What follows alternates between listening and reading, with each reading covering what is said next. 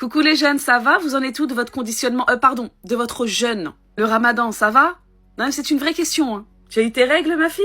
Qu'est-ce que tu nous as fait comme recette cette année?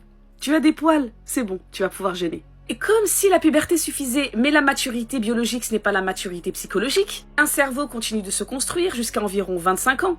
Al-Nikah veut dire unification intérieure, maturité, pas juste puberté biologique. Le discernement n'est pas posé à 14-15 ans et le cortex préfrontal n'est pas stabilisé.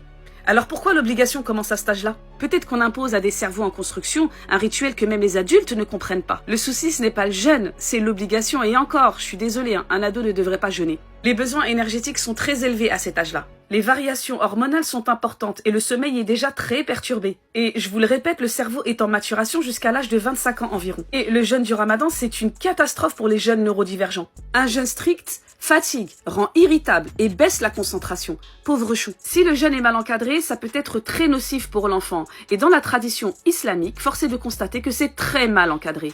Dans certains cas, ça peut même créer des troubles alimentaires, de l'hypoglycémie, de l'anxiété, de la déshydratation.